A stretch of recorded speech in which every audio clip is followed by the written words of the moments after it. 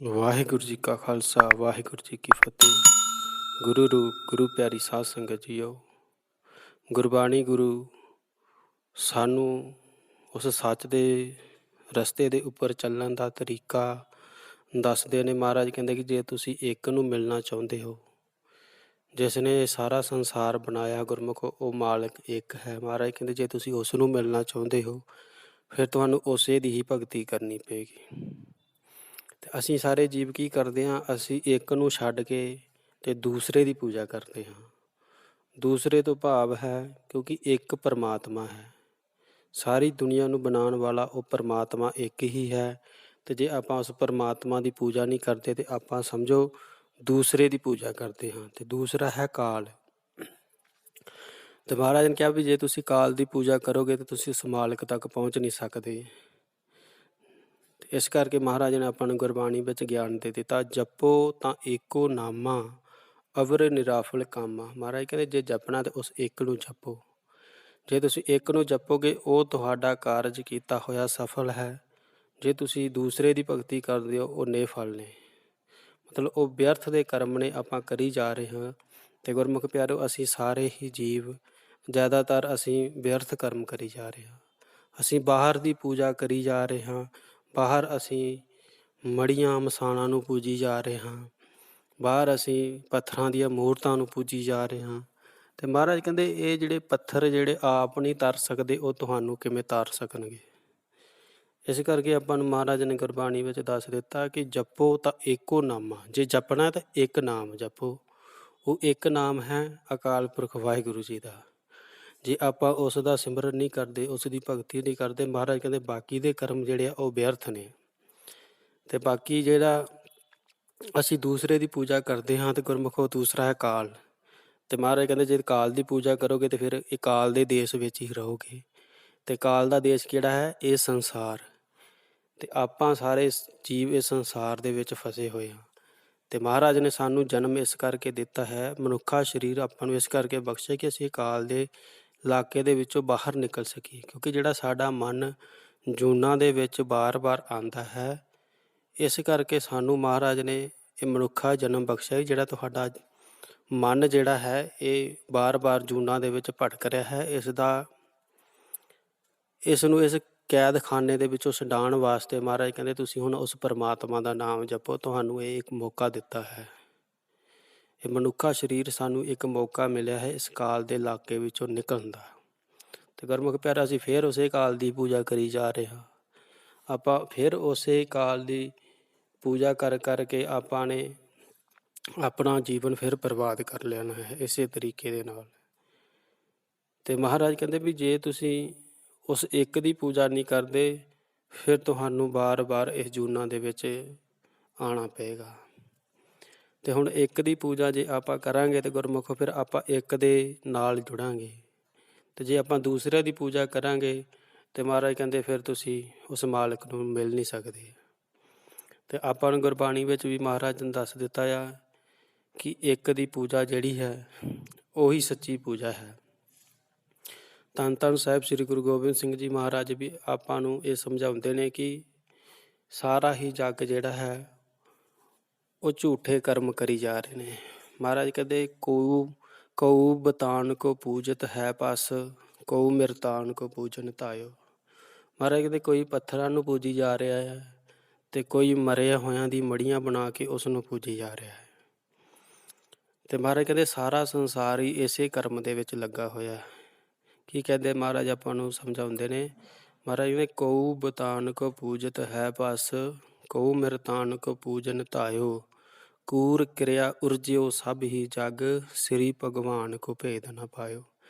ਮਹਾਰਾਜ ਕਹਿੰਦੇ ਜਿਹੜਾ ਸਾਰਿਆਂ ਨੂੰ ਬਣਾਉਣ ਵਾਲਾ ਹੈ, ਸ੍ਰੀ ਤੋਂ ਭਾਵ ਸਾਰਿਆਂ ਤੋਂ ਵੱਡਾ ਜਿਹੜਾ ਹੈ, ਜਿਹੜਾ ਉਹ ਸਾਰਿਆਂ ਨੂੰ ਬਣਾਉਣ ਵਾਲਾ ਹੈ, ਜਿਸ ਨੇ ਪੂਰਾ ਸੰਸਾਰ ਬਣਾਇਆ ਹੈ, ਉਸ ਨੂੰ ਕੋਈ ਯਾਦ ਨਹੀਂ ਕਰ ਰਿਹਾ। ਲੇਕਿਨ ਇਹ ਝੂਠੇ ਕਰਮਾਂ ਦੇ ਵਿੱਚ ਮਹਾਰਾਜ ਕਹਿੰਦੇ ਸਾਰਾ ਸੰਸਾਰ ਫਸਿਆ ਹੋਇਆ ਹੈ। ਅਤੇ ਮਹਾਰਾਜ ਕਹਿੰਦੇ ਝੂਠੇ ਕਰਮਾਂ ਦੇ ਵਿੱਚ ਇਹ ਸੰਸਾਰ ਜਿਹੜਾ ਫਸਿਆ ਹੋਇਆ ਹੈ, ਜੇ ਝੂਠੇ ਕਰਮ ਕਰੇਗਾ ਤਾਂ ਉਹ ਸੱਚ ਨੂੰ ਮਿਲ ਨਹੀਂ ਸਕਦਾ। ਕਿਉਂਕਿ ਜਿਹੜਾ ਝੂਠ ਹੈ ਉਹ ਸੱਚ ਦੇ ਨਾਲ ਕਦੇ ਵੀ ਮਿਲਾਪ ਨਹੀਂ ਕਰ ਸਕਦਾ। ਇਸ ਕਰਕੇ ਮਹਾਰਾਜ ਨੇ ਕਿਹਾ ਵੀ ਇਹ ਜਿਹੜੇ ਕਰਮ ਕਰ ਰਹੇ ਹੋ ਤੁਸੀਂ, ਇਹ ਝੂਠੇ ਕਰਮ ਨੇ। ਝੂਠੀਆਂ ਪੂਜਾ ਨੇ, ਝੂਠੇ ਸਭ ਜਿਹੜੇ ਆਪਾਂ ਕਰ ਰਹੇ ਹਾਂ, ਇਹ ਸਾਰਾ ਕੁਝ ਝੂਠਾ ਹੈ। ਇਹ ਸੱਚਾ ਇੱਕ ਪਰਮਾਤਮਾ ਦਾ ਹੀ ਨਾਮ ਹੈ। ਅਤੇ ਜੇ ਉਸ ਸੱਚ ਨੂੰ ਮਿਲਣਾ ਹੈ ਤਾਂ ਮਹਾਰਾਜ ਕਹਿੰਦੇ ਸੱਚ ਦੀ ਭਗਤੀ ਕਰਨੀ ਪਏਗੀ। ਅਤੇ ਇਸ ਕਰਕੇ ਮਹਾਰਾਜ ਕਿਹਾ ਵੀ ਉਹ ਜਿਹੜਾ ਪਰਮਾਤਮਾ ਹੈ ਉਹ ਕੋਈ ਬੱਚਾ ਨਹੀਂ ਹੈ ਕਿ ਜੇ ਸਾਡੇ ਇਹ ਕਰਮ ਕਰਕੇ ਝੂਠੇ ਕਰਮਾਂ ਦੇ ਉੱਪਰ ਉਹ ਖੁਸ਼ ਹੋ ਜਾਏਗਾ ਵੀ ਇਹ ਬੱਚੇ ਕਰਮ ਕਰ ਰਹੇ ਨੇ ਧਾਰਮਿਕ ਅਤੇ ਉਹ ਖੁਸ਼ ਹੋ ਜਾਏਗਾ। ਨਹੀਂ ਗੁਰਮੁਖੋ, ਮਹਾਰਾਜ ਨੇ ਕਹਿ ਦਿੱਤਾ ਵੀ ਇਹ ਜਿਹੜਾ ਉਹ ਮਾਲਕ ਹੈ ਨਾ, ਉਹਨੂੰ ਸਾਰੇ ਅਸੀਂ ਜੀਵਾਂ ਦੀ ਸੋਝੀ ਹੈ। ਨਾਲੇ ਆਪਾਂ ਪੜ੍ਹਦੇ ਵੀ ਹਾਂ, ਅੰਤਰਜਾਮੀ ਪੁਰਖ ਵਿਦਾਤੇ ਸਰਦਾ ਮਨ ਕੀ ਪੂਰੇ। ਮਹਾਰਾਜ ਕਹਿੰਦੇ ਉਹ ਜਿਹੜਾ ਅੰਤਰਜਾਮੀ ਹੈ ਉਹ ਸਾਡੇ ਅੰਦਰ ਬੈਠਾ ਹੋਇਆ, ਉਸ ਨੂੰ ਸਾਰਾ ਪਤਾ ਵੀ ਅਸੀਂ ਕਿੰਨਾ ਕੁ ਮਾਲਕ ਦੇ ਨਾਲ ਪਿਆਰ ਕਰਦੇ ਹਾਂ ਜਾਂ ਕਿੰਨਾ ਕੁ ਪਖੰਡ ਕਰ ਰਹੇ ਹਾਂ। ਅਤੇ ਭਗਤ ਕਬੀਰ ਸਾਹਿਬ ਜੀ ਵੀ ਆਪਾਂ ਨੂੰ ਇਹ ਗੁਰਬਾਣੀ ਵਿੱਚ ਗਿਆਨ ਦਿੰਦੇ ਆ। ਕੀ ਕਹਿੰਦੇ ਆ ਜੀ? ਕਹਿੰਦੇ ਕਿ ਭਗਤ ਕਬੀਰ ਸਾਹਿਬ ਆਪਾਂ ਨੂੰ ਇਹ ਗਿਆਨ ਦਿੰਦੇ ਆ ਕਿ ਮਾਥੇ ਤਿਲਕ ਹੱਥ ਮਾਲਾ ਬਾਣਾ, ਲੋਕ ਨੇ ਰਾਮ ਖਿਲਾਉਣਾ ਜਾਣਾ। ਬਾਬਾ ਕਬੀਰ ਸਾਹਿਬ ਕਹਿੰਦੇ ਕਿ ਲੋਕਾਂ ਨੇ ਰਾਮ ਨੂੰ ਖਿਡਾਉਣਾ ਸਮਝਿਆ ਹੋਇਆ ਹੈ ਕਿ ਮੱਥੇ 'ਤੇ ਤਿਲਕ ਲਾ ਲਿਆ, ਹੱਥ ਵਿੱਚ ਮਾਲਾ ਫੜ ਲਈ ਅਤੇ ਇਸ ਦੇ ਨਾਲ ਜਿਹੜਾ ਮਾਲਕ ਹੈ ਉਹ ਖੁਸ਼ ਹੋ ਜਾਏਗਾ। ਦੇਖੋ ਮਹਾਰਾਜ ਕਹਿੰਦੇ ਕਿ ਇਹ ਉਹ ਜਿਹੜਾ ਮਾਲਕ ਹੈ ਉਹ ਕੋਈ ਬੱਚਿਆਂ ਵਰਗਾ ਨਹੀਂ ਹੈ ਵੀ ਤੁਹਾਡੇ ਐਸੇ ਕਰਮ ਦੇ ਉੱਪਰ ਉਹ ਖੁਸ਼ ਹੋ ਜਾਵੇ ਜਾਂ ਐਸਾ ਕਰਮ ਦੇਖ ਕੇ ਉਹ ਤੁਹਾਡੇ 'ਤੇ ਪ੍ਰਸੰਨ ਹੋ ਜਾਵੇ। ਮਹਾਰਾਜ ਕਹਿੰਦੇ ਨਹੀਂ, ਐਸਾ ਨਹੀਂ ਹੈ, ਕਿਉਂਕਿ ਉਹ ਮਾਲਕ ਬਹੁਤ ਸਿਆਣਾ ਹੈ ਅਤੇ ਉਹ ਸਾਰਾ ਕੁਝ ਆਪਾਂ ਨੂੰ ਦੇਖ ਰਿਹਾ ਕਿ ਆਪਾਂ ਕਿਹੜੇ ਕਰਮ ਕਰ ਰਹੇ ਹਾਂ, ਆਪਾਂ ਚੰਗੇ ਕਰਮ ਕਰ ਰਹੇ ਹਾਂ ਜਾਂ ਮਾੜੇ ਕਰ ਰਹੇ ਹਾਂ, ਸਾਡੇ ਮਨ ਦੇ ਵਿੱਚ ਕਿੰਨਾ ਕੁ ਪਿਆਰ ਹੈ ਜਾਂ ਅਸੀਂ ਲੋਕ ਦਿਖਾਵਾ ਕਰ ਰਹੇ ਹਾਂ। ਅਤੇ ਗੁਰਮੁਖੋ ਜ਼ਿਆਦਾ ਅਸੀਂ ਲੋਕ ਦਿਖਾਵਾ ਹੀ ਕਰਦੇ ਹਾਂ। ਉਸ ਮਾਲਕ ਦੇ ਨਾਲ ਪਿਆਰ ਹੋਵੇ ਅਤੇ ਅਸੀਂ ਸੱਚ ਦੇ ਕਰਮ ਕਰਾਂਗੇ, ਸੱਚ ਨੂੰ ਮਿਲਣ ਦਾ ਰਸਤਾ ਅਪਣਾਵਾਂਗੇ। ਲੇਕਿਨ ਅਸੀਂ ਲੋਕ ਦਿਖਾਵੇ ਦੇ ਵਿੱਚ ਆ ਕੇ ਆਪਾਂ ਝੂਠੇ ਕਰਮ ਕਰਦੇ ਹਾਂ, ਬਾਹਰੀ ਤੌਰ 'ਤੇ ਪੂਜਾ ਕਰਦੇ ਹਾਂ। ਮਹਾਰਾਜ ਨੇ ਕਿਹਾ ਵੀ ਜੇ ਤੁਸੀਂ ਪੂਜਾ ਕਰਨੀ ਹੈ ਤਾਂ ਉਹ ਵੀ ਫਿਰ ਆਪਾਂ ਨੂੰ ਗੁਰਬਾਣੀ ਵਿੱਚ ਦੱਸਿਆ ਕਿ ਪੂਜਾ ਕਿਸ ਦੀ ਕਰਨੀ ਹੈ। ਮਹਾਰਾਜ ਕਹਿੰਦੇ ਪੂਜਾ ਕੀਜੈ ਨਾਮ ਧਿਆਈ ਹੈ। ਮਹਾਰਾਜ ਕਹਿੰਦੇ ਜੇ ਤੁਸੀਂ ਨਾਮ ਧਿਆਓਗੇ ਫਿਰ ਉਹੀ ਪੂਜਾ ਹੈ। ਅਤੇ ਗੁਰਮੁਖੋ ਅਸੀਂ ਫਿਰ ਵੀ ਬਾਹਰੀ ਤੌਰ 'ਤੇ ਪੂਜਾ ਕਰਦੇ ਹਾਂ ਜਾਂ ਬਾਹਰੀ ਤੌਰ 'ਤੇ ਸੇਵਾ ਕਰਦੇ ਹਾਂ। ਇਹ ਜਿਹੜੀਆਂ ਬਾਹਰੀ ਤੌਰ 'ਤੇ ਸੇਵਾ ਨੇ, ਠੀਕ ਹੈ, ਇਹ ਵੀ ਕਰਨੀਆਂ ਚਾਹੀਦੀਆਂ ਨੇ, ਲੇਕਿਨ ਇਹ ਮਾਲਕ ਦੀ ਸੇਵਾ ਨਹੀਂ ਹੈ। ਇਹ ਉਸ ਪਰਮਾਤਮਾ ਦੀ ਜਿਹੜੀ ਹੈ ਉਹ ਪੂਜਾ ਨਹੀਂ ਹੈ, ਕਿਉਂਕਿ ਮਾਲਕ ਦੀ ਪੂਜਾ ਹੈ ਮਾਲਕ ਦਾ ਨਾਮ ਧਿਆਣਾ, ਉਸ ਮਾਲਕ ਦਾ ਨਾਮ ਜਪਣਾ, ਉਹ ਪੂਜਾ ਹੈ ਮਾਲਕ ਦੀ। ਜੇ ਆਪਾਂ ਗੁਰਦੁਆਰਿਆਂ ਵਿੱਚ ਜਾਂ ਮੰਦਰਾਂ ਵਿੱਚ ਜਾ ਕੇ ਆਪਾਂ ਜੋ ਸੇਵਾ ਕਰਦੇ ਹਾਂ ਉਹ ਗੁਰਮੁਖ ਉਹ ਸੰਗਤ ਦੀ ਸੇਵਾ ਕਰਦੇ ਹਾਂ। ਆਪਾਂ ਉਸ ਪਰਮਾਤਮਾ ਦੀ ਸੇਵਾ ਨਹੀਂ ਕਰਦੇ, ਅਸੀਂ ਸੰਗਤ ਦੀ ਸੇਵਾ ਕਰਦੇ ਹਾਂ। ਅਤੇ ਜੇ ਪਰਮਾਤਮਾ ਦੀ ਸੇਵਾ ਕਰਨੀ ਹੈ ਤਾਂ ਮਹਾਰਾਜ ਕਹਿੰਦੇ ਉਹ ਫਿਰ ਪਰਮਾਤਮਾ ਦੇ ਨਾਮ ਨੂੰ ਜਪਣਾ ਪਏਗਾ। ਉਸ ਪਰਮਾਤਮਾ ਦਾ ਨਾਮ ਹੀ ਉਸ ਪਰਮਾਤਮਾ ਦੀ ਸੇਵਾ ਕਰਨੀ ਹੈ। ਅਤੇ ਇਸ ਕਰਕੇ ਗੁਰਮੁਖੋ ਆਪਾਂ ਸਾਰੇ ਹੀ ਜੀਵ ਇਹਨਾਂ ਕਰਮ ਕਾਂਡਾਂ ਦੇ ਵਿੱਚੋਂ ਬਾਹਰ ਨਿਕਲੀਏ, ਉਸ ਸੱਚ ਨੂੰ ਮਿਲਣ ਦੀ ਕੋਸ਼ਿਸ਼ ਕਰੀਏ ਔਰ ਉਸ ਸੱਚ ਦੇ ਨਾਮ ਨੂੰ ਦ੍ਰਿੜ ਕਰੀਏ ਤਾਂ ਜੋ ਸਾਡਾ ਮਨ ਜਿਹੜਾ ਹੈ ਉਹ ਸੱਚ ਦੇ ਨਾਲ ਜੁੜ ਜਾਵੇ। ਅਤੇ ਇਸ ਕਰਕੇ ਮਹਾਰਾਜ ਨੇ ਆਪਾਂ ਨੂੰ ਬਹੁਤ ਸਾਰੀਆਂ ਗੁਰਬਾਣੀ ਦੇ ਵਿੱਚ ਬਹੁਤ ਸਾਰੀ ਜਗ੍ਹਾ 'ਤੇ ਆਪਾਂ ਨੂੰ ਦੱਸਿਆ ਕਿ ਉਸ ਸੱਚ ਨੂੰ ਮਿਲਣ ਤੋਂ ਬਗੈਰ ਤੁਹਾਡਾ ਇਸ ਸੰਸਾਰ ਦੇ ਵਿੱਚੋਂ ਛੁਟਕਾਰਾ ਨਹੀਂ ਹੋ ਸਕਦਾ।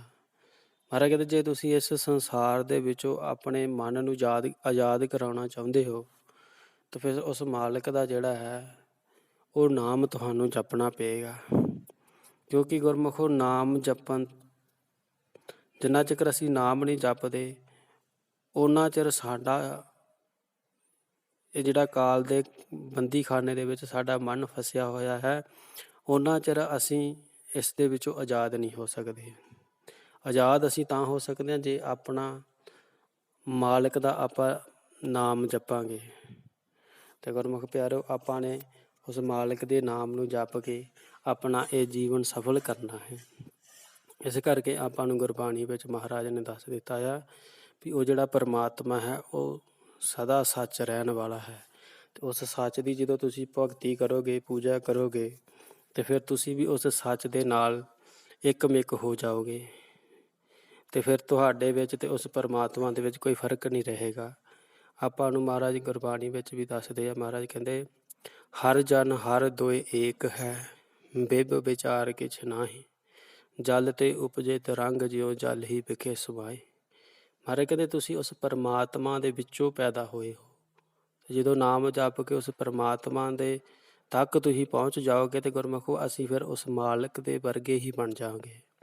ਜਾਣੀ ਕਿ ਜਿਵੇਂ ਇੱਕ ਸਾਗਰ ਦੇ ਵਿੱਚੋਂ ਬੂੰਦ ਨੂੰ ਕੱਢ ਲਈਏ, ਜਾਂ ਮਤਲਬ ਕਿਸੇ ਪਾਣੀ ਦੇ ਵਿੱਚੋਂ ਥੋੜ੍ਹਾ ਪਾਣੀ ਕੱਢ ਕੇ ਫਿਰ ਉਸੇ ਦੇ ਵਿੱਚ ਹੀ ਮਿਲਾ ਦਿੱਤਾ ਜਾਵੇ ਤੇ ਗੁਰਮੁਖੋ ਫਿਰ ਉਸ ਪਾਣੀ ਦੇ ਵਿੱਚੋਂ ਪਛਾਣ ਨਹੀਂ ਹੋ ਸਕਦੀ ਵੀ ਜਿਹੜਾ ਅਸੀਂ ਪਾਣੀ ਪਾਇਆ ਆ ਉਹ ਕਿਹੜਾ ਹੈ। ਇਸ ਕਰਕੇ ਮਹਾਰਾਜ ਨੇ ਕਹਿ ਦਿੱਤਾ ਵੀ ਜਿਵੇਂ ਉਸ ਸੱਚ ਦੇ ਵਿੱਚੋਂ ਤੁਸੀਂ ਨਿਕਲੇ ਹੋ, ਜੇ ਭਗਤੀ ਕਰਕੇ ਉਸ ਸੱਚ ਦੇ ਨਾਲ ਮਿਲਾਪ ਕਰ ਲਓਗੇ ਤੁਸੀਂ ਉਸ ਸੱਚ ਵਰਗੇ ਹੀ ਬਣ ਜਾਓਗੇ। ਜਾਣੀ ਕਿ ਸਦੀਵੀ ਤੌਰ 'ਤੇ ਸਾਡਾ ਜਿਹੜਾ ਹੈ ਇੱਥੇ ਆਉਣ ਜਾਣ ਦਾ ਚੱਕਰ ਜਿਹੜਾ ਹੈ ਉਹ ਖਤਮ ਹੋ ਜਾਏਗਾ। ਇਸ ਕਰਕੇ ਆਪਾਂ ਨੂੰ ਮਹਾਰਾਜ ਨੇ ਗੁਰਬਾਣੀ ਵਿੱਚ ਦੱਸ ਦਿੱਤਾ ਹੈ ਕਿ ਹਰ ਜਨ ਹਰ ਦੋਇ ਏਕ ਹੈ, ਬਿਬ ਵਿਚਾਰ ਕਿਛ ਨਾਹੀ।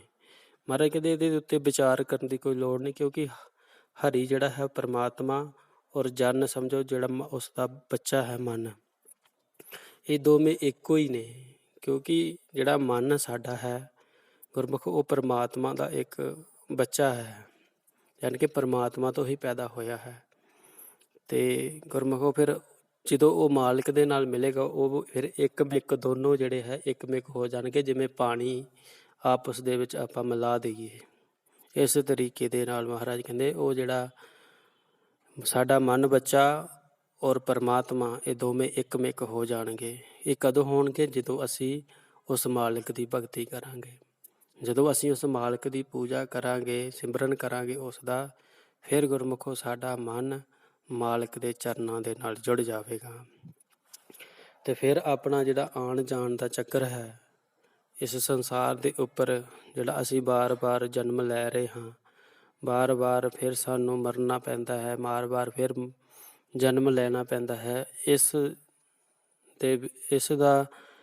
ਇਸ ਆਵਾਗਾਉਣ ਦੇ ਚੱਕਰ ਦੇ ਵਿੱਚੋਂ ਸਾਡਾ ਜਿਹੜਾ ਮਨ ਹੈ ਉਹ ਆਜ਼ਾਦ ਹੋ ਜਾਵੇਗਾ। ਅਤੇ ਇਸ ਕਰਕੇ ਮਹਾਰਾਜ ਨੇ ਕਿਹਾ ਕਿ ਉਸ ਮਾਲਕ ਦਾ ਨਾਮ ਜਪ ਕੇ ਹੀ ਤੁਹਾਡਾ ਜਿਹੜਾ ਹੈ ਇਹ ਪਾਰ ਉਤਾਰਾ ਹੋ ਸਕਦਾ ਹੈ। ਤਾਂ ਗੁਰਮੁਖੋ ਅਸੀਂ ਸਾਰੇ ਹੀ ਜੀਵ ਉਸ ਪਰਮਾਤਮਾ ਦਾ ਨਾਮ ਜਪੀਏ, ਉਸ ਪਰਮਾਤਮਾ ਨੂੰ ਮਿਲਣ ਦੀ ਆਪਾਂ ਕੋਸ਼ਿਸ਼ ਕਰੀਏ, ਉੱਦਮ ਕਰੀਏ। ਅਤੇ ਗੁਰਮੁਖੋ ਫਿਰ ਮਹਾਰਾਜ ਨੇ ਇੱਥੋਂ ਤੱਕ ਵੀ ਆਪਾਂ ਨੂੰ ਇਹ ਛੂਟ ਦੇ ਦਿੱਤੀ ਹੈ ਕਿ ਮਹਾਰਾਜ ਕਹਿੰਦੇ ਜੇ ਤੁਸੀਂ ਇੱਕ ਕਦਮ ਵੀ ਮੇਰੀ ਤਰਫ ਤੁਸੀਂ ਪੁੱਟਦੇ ਹੋ ਅਤੇ ਮੈਂ ਅੱਗੋਂ ਕਰੋੜਾਂ ਕਦਮ ਤੁਹਾਨੂੰ ਲੈਣ ਵਾਸਤੇ ਵੀ ਆਵਾਂਗਾ। ਮਹਾਰਾਜ ਨੇ ਗੁਰਬਾਣੀ ਵਿੱਚ ਲਿਖ ਦਿੱਤਾ, ਮਹਾਰਾਜ ਕਹਿੰਦੇ ਚਰਨ ਸ਼ਰਨ ਗੁਰ ਏਕ ਪੈਂਡਾ ਜਾਏ ਚੱਲ, ਸਤਿਗੁਰੂ ਕੋਟ ਪੈਂਡਾ ਆਗੇ ਹੋਏ ਲੇਤ ਹੈ। ਮਹਾਰਾਜ ਕਹਿੰਦੇ ਤੂੰ ਇੱਕ ਪੈਂਡਾ, ਇੱਕ ਪੈਰ ਮਤਲਬ ਉਸ ਮਾਲਕ ਵੱਲ ਨੂੰ ਪੁੱਟ ਅਤੇ ਮਾਲਕ ਅੱਗੋਂ ਕਰੋੜਾਂ ਕਦਮ ਸਾਨੂੰ ਲੈਣ ਵਾਸਤੇ ਵੀ ਆਏਗਾ। ਅਤੇ ਗੁਰਮੁਖੋ ਅਸੀਂ ਇੱਕ ਕਦਮ ਪੁੱਟਣਾ ਸਾਡੇ ਲਈ ਮੁਸ਼ਕਿਲ ਹੋ ਰਿਹਾ ਹੈ। ਅਸੀਂ ਇੱਕ ਕਦਮ ਵੀ ਨਹੀਂ ਪੁੱਟ ਰਹੇ। ਜੇ ਆਪਾਂ ਇੱਕ ਕਦਮ ਪੁੱਟ ਲਿਆ ਤਾਂ ਸਮਝ ਲਓ ਮਾਲਕ ਸਾਨੂੰ ਲੈਣ ਵਾਸਤੇ ਅੱਗੋਂ ਜ਼ਰੂਰ ਆਏਗਾ। ਕਿਉਂਕਿ ਜੋ ਗੁਰਬਾਣੀ ਦੇ ਵਿੱਚ ਲਿਖਿਆ ਹੈ ਉਹ ਗੁਰਮੁਖੋ ਬਿਲਕੁਲ ਸੱਚ ਹੈ, ਬਿਲਕੁਲ ਸੱਚ ਲਿਖਿਆ ਹੋਇਆ ਹੈ। ਜੋ ਗੁਰਬਾਣੀ ਦੇ ਵਿੱਚ ਲਿਖਿਆ ਹੈ ਆਪਾਂ ਨੇ ਉਹ ਮੰਨਣਾ ਹੈ। ਜੋ ਵੀ ਬਚਨ ਗੁਰਬਾਣੀ ਦੇ ਵਿੱਚ ਲਿਖੇ ਹੋਏ ਨੇ ਬਿਲਕੁਲ ਸੱਚ ਨੇ। ਜਿਵੇਂ ਮਹਾਰਾਜ ਕਹਿੰਦੇ ਨੇ, ਜੇ ਮਹਾਰਾਜ ਨੇ ਲਿਖਿਆ ਵੀ ਮੈਂ ਕਰੋੜਾਂ ਕਦਮ ਅੱਗੋਂ ਲੈਣ ਵਾਸਤੇ ਆਵਾਂਗਾ, ਅਤੇ ਗੁਰਮੁਖੋ ਸਾਨੂੰ ਇੱਕ ਕਦਮ ਪੁੱਟ ਕੇ ਫਿਰ ਉਸ ਮਾਲਕ ਵੱਲ ਚੱਲਣਾ ਪਏਗਾ। ਜੇ ਆਪਾਂ ਇੱਕ ਕਦਮ ਪੁੱਟ ਕੇ ਉਸ ਮਾਲਕ ਵੱਲ ਚੱਲਦੇ ਹਾਂ ਅਤੇ ਮਹਾਰਾਜ ਆਪਾਂ ਨੂੰ ਅੱਗੋਂ ਲੈਣ ਵਾਸਤੇ ਜ਼ਰੂਰ ਆਉਣਗੇ। ਹੁਣ ਮਹਾਰਾਜ ਕਹਿੰਦੇ ਨੇ ਕਿ ਤੁਸੀਂ ਇੱਕ ਕਦਮ ਪੁੱਟੋ ਤਾਂ ਸਹੀ, ਗੁਰਮੁਖੋ ਸਾਡੇ ਕੋਲ ਇੱਕ ਕਦਮ ਨਹੀਂ ਪੁੱਟੋ ਰਿਹਾ। ਕਿਉਂਕਿ ਸਾਨੂੰ ਮਾਇਆ ਨੇ ਇਸ ਢੰਗ ਦੇ ਨਾਲ ਫਸਾਇਆ ਹੋਇਆ ਕਿ ਅਸੀਂ ਇਸ ਮਾਇਆ ਨੂੰ ਛੱਡਣਾ ਨਹੀਂ ਚਾਹੁੰਦੇ। ਜੇ ਆਪਾਂ ਮਾਇਆ ਛੱਡ ਦਿੱਤੀ ਤਾਂ ਗੁਰਮੁਖੋ ਫਿਰ ਅਸੀਂ ਉਸ ਮਾਲਕ ਦੇ ਨਾਲ ਵੀ ਮਿਲਾਪ ਕਰ ਸਕਦੇ ਹਾਂ। ਅਤੇ ਆਪਾਂ ਸਾਰੇ ਹੀ ਜੀਵ ਉਸ ਮਾਲਕ ਦਾ ਨਾਮ ਜਪੀਏ, ਉਸ ਮਾਲਕ ਦਾ ਆਪਾਂ ਸਿਮਰਨ ਕਰੀਏ, ਤਾਂ ਜੋ ਸਾਡਾ ਆਉਣ ਜਾਣ ਦਾ ਜਿਹੜਾ ਚੱਕਰ ਹੈ ਉਹ ਖਤਮ ਹੋ ਸਕੇ। ਇਹ ਬਾਰ-ਬਾਰ ਦਾ ਜਨਮ, ਬਾਰ-ਬਾਰ ਦੀ ਮੌਤ ਗੁਰਮੁਖੋ ਇਹ ਬਹੁਤ ਵੱਡਾ ਗੁਰਬਾਣੀ ਦੁੱਖ ਮੰਨਦੀ ਹੈ ਇਸ ਨੂੰ। ਅਤੇ ਇਸ ਕਰਕੇ ਮਹਾਰਾਜ ਨੇ ਕਹਿ ਦਿੱਤਾ ਵੀ ਇਹਨਾਂ ਚੀਜ਼ਾਂ ਤੋਂ ਬਚਣ ਵਾਸਤੇ ਤੁਹਾਨੂੰ ਇੱਕ ਪਰਮਾਤਮਾ ਦਾ ਨਾਮ ਹੀ ਹੈ ਜੋ ਬਚਾ ਸਕਦਾ ਹੈ। ਸੋ ਗੁਰਮੁਖ ਪਿਆਰੋ, ਆਪਾਂ ਉਸ ਪਰਮਾਤਮਾ ਦਾ ਨਾਮ ਜਪੀਏ ਔਰ ਉਸ ਮਾਲਕ ਦੇ ਨਾਲ ਆਪਣਾ ਇੱਕਮਿਕ ਹੋਈਏ ਤਾਂ ਜੋ ਆਪਣਾ ਆਇਆ ਹੋਇਆ ਸਫਲ ਹੋ ਸਕੇ।